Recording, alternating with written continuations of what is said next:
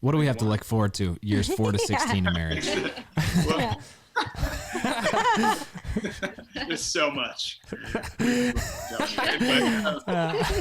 first of all, I think that's the whole thing, is that you'll realize what we were saying is that everyone goes through these things. Yeah. And when you start to open up and start being transparent, you're like, oh, okay, we're not alone. We're not crazy in our marriage, you know?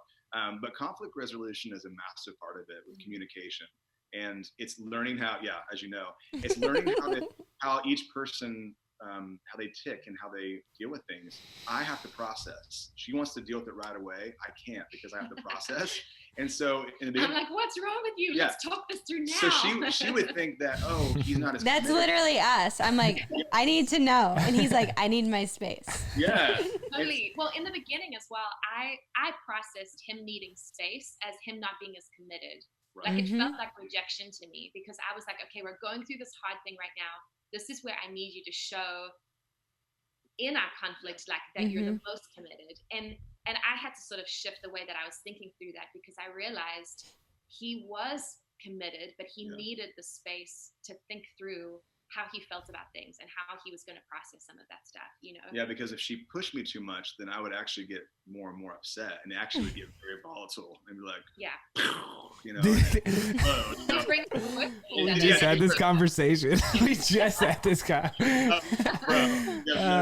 But so this is what you have to do. So we have a marriage counselor here. So this is what you have to do. Basically, you know, I have to understand, and she has to say, can you at least tell me that you will talk through this, you know, soon, and not like, you know, don't sweep it under the rug. And I have to acknowledge, yes, I will. And she has to acknowledge, I can't deal with it right now. And if I tell her, hey, you need to quit pushing me right now, then she needs to stop. You know what I mean? But we have to acknowledge both. Like, hey, you need to stop. And she's like, are you going to deal with it eventually? Yes. And that's a big, massive part of conflict resolution. And I think too, communication, there's a couple things too that I'll tell you guys that we've learned is, and it's in the book too, but you know, don't tell each other that you're okay if you're not. And so what that means is, like, I'll give a practical small thing. Like I say, hey, I love how you're looking over. You guys are so cute. You guys are awesome. You should hang out, of course. At some point. Yes, please. Please. So, you know, if I would say, hey, can I go out with my friends? And if she didn't want me to because she felt like we needed to connect, then she needed to say, actually, I'd rather you not. And I have to understand that she's not being ungracious or not wanting me to hang out, that she actually in her heart is like, I need to connect. But if she says, yeah, go ahead, but then expects me just to read her mind that known, or just should have known that we needed to have time. It's like, we don't think that way. You tell me that, hey, no, I don't. And if you're okay, then I'm going to go, and I'm going to have the freedom to go and not wonder if you're sitting there at home frustrated with me. Because what happens is a lot of people will be like, yeah, it's all good. And then they start seeding inside. And then that little tiny root will start to grow. And then pretty soon, everything that you do, apart from your spouse, like, I'm going to go to the store. They're like, oh, you're always going away from me. Like, it just starts becoming irrational because you've grown this gross root of bitterness and resentment. And so don't tell the person you're okay if you're not. You have to tell the person. They cannot read your mind.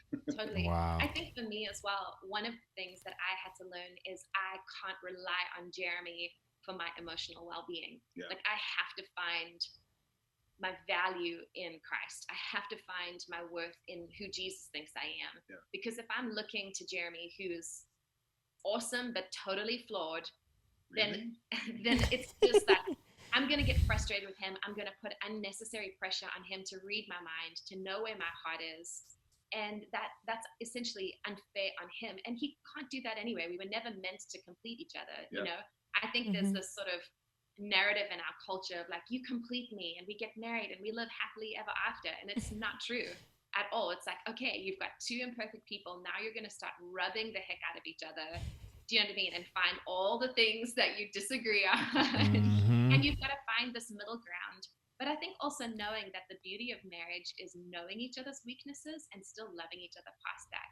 And so it's like, for Isn't that us, Jesus? That's Jesus. You know, I mean, totally. It's like, 16 years of marriage in, for us, I'm going, Jeremy has literally seen me at my worst and has still chosen to love me. And it's like, we've done things to hurt each other. We've said things that are hurtful. You know, we've totally done things we regret. Mm-hmm. And we've had to work through forgiveness and stuff. And even like Jeremy said, it's like, you've got to keep your heart soft towards each other. You can't let that root of bitterness come up, because hardness isn't something that happens overnight.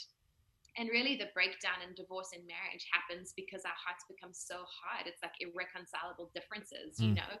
And so for us, I think we've just learned to have to deal with those things. Like, don't let a root of bitterness creep up, and don't let your heart get hard. And even if you have to ask God to give you supernatural love for each other. I mean, there's times that I'm like, I don't like Jeremy very much right now, you know, or I mean, even further than that, more than just not like, it's just going, I don't even know. Like, I have no ounce of love in my heart whatsoever from him right now. I'm hurt. I feel like my heart is hard. And I've literally got on my knees and just gone, Jesus, you are supernatural. You're bigger than me. And you can give me the things that I need to love. Because love is really ultimately supernatural. It was God's idea in the first place. And so to go to him and say, God, I need you to give me what I don't have. And I can't tell you, like, he's done it. He's helped us forgive. He's helped us move past hurts and to where we really genuinely love each other. We're best friends. And I'm stoked to be married for however many more years, you know.